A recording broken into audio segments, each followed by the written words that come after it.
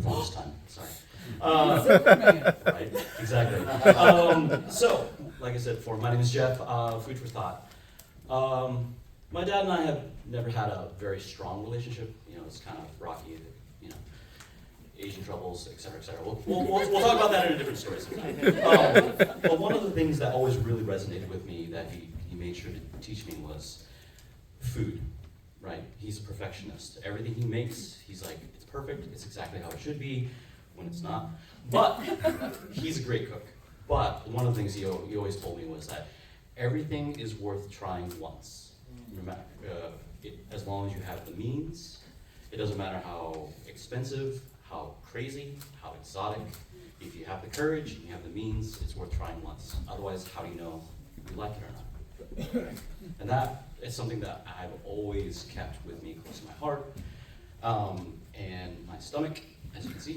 But it really kind of took off when I hit college, right? College, I'm out from home, get a chance to meet some new people.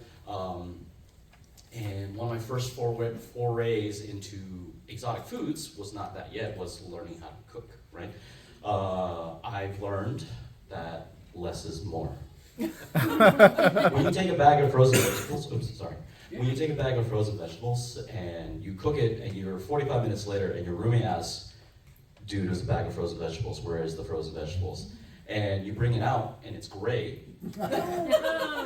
He had me bring out the ingredients and we counted no less than 17 ingredients that I put in there. I put salt, pepper, garlic, ginger, soy sauce, vinegar, there was some barbecue sauce I think was in there. There was some chili garlics, there was, I mean, the list goes on.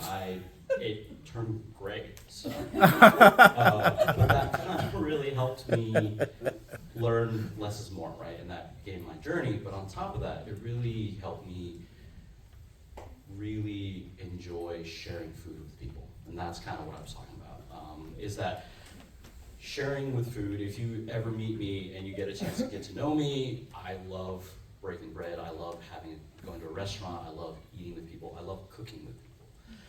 Some of my best friends I've cooked for many, many years. It's the reason they keep me around, but I'm okay with that. You know, but it kind of moved on from there. One of the stories I love to share, and you develop great stories and great memories.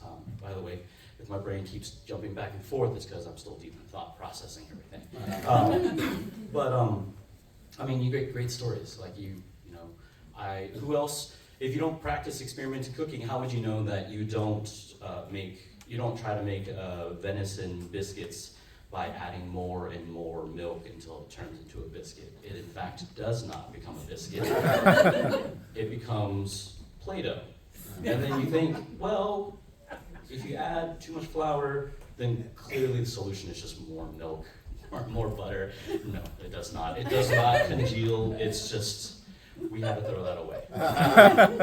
But then you create other funny stories like making chicken pot pie over rice, you know, and having their dog look at you with these puppy eyes that you just cannot get away from.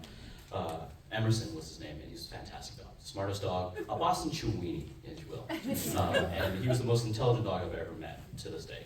And we served him a bowl, and we were talking, we were enjoying ourselves, and I turn around, and there's a bowl, and there's a pile of carrots right next to it. Right?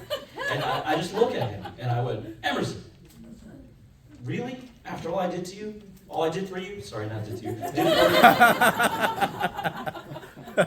Emerson not only stops eating mid-chew, he looks at me, and then he leans over, takes a carrot into his mouth, and he starts chewing on it, staring me dead in the eyes.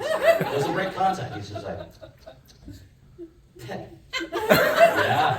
I don't like it. And then keeps eating like nothing happened. I was like, okay, all right, you win. But all that to say is that moves on. It moves on forward, keeps going forward, and eventually I discovered my love for food enthusiastic reviews. Right? I have an Instagram page called Athens ladle Athens _Athens. There are hardly any pictures of me. There's hardly any pictures of me dancing, any pictures of me doing community theater. It's about 98% food. And the reason for that is that one year I had aspirations to become the food enthusiast. not a foodie, because I can't process alcohol. Different problem. So I always felt like, a little pretentious, can't do that, let's stick with something else. So, but all that to say is, I'm the guy that loves trying new restaurants, right? That's where this has all come back full circle. It's a very long journey. Stay with me. But the reason for it was that I'm the one who will literally be driving, and I'll turn my head, and I'll see this strange, a Vietnamese Cajun restaurant in Winder, Georgia. Right?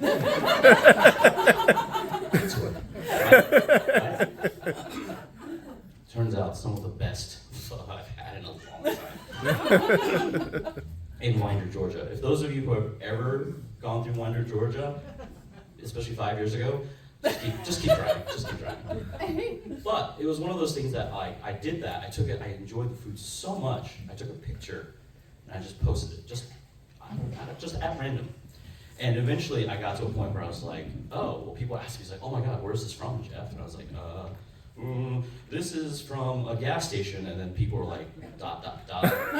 rest in peace, tell me how the hospital goes. You know, but it really kind of resonated with me when I started kind of describing it, right? I described it, this is the pho, the flank steak was amazingly delicious, portions were massive, the counter, the management was friendly, it's definitely worth trying. And it just kind of kept going. Then it was that, then it was Peking, then it was another restaurant and another, then it was a donut shop, Donut World, once again out in Winder. I worked out there for a few years. But you meet some of the most amazing people there doing that kind of stuff. And I'll have to wrap this up really quick because 8 minutes is fast. But it was really one of those things that I rolled with it because I love sharing it. I love including the hashtag.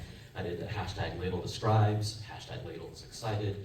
But it really kind of helped me bond with more friends, become more friends, meet new people people that I find near and dear to my heart, right? And it's one of those things that I still to this day, even though I should start doing it again, I don't do it as much, I still have people who will message me. I haven't seen them in years, and from time to time, they're like, hey Jeff, it's my wife's anniversary, we're gonna go to Athens, where do we go?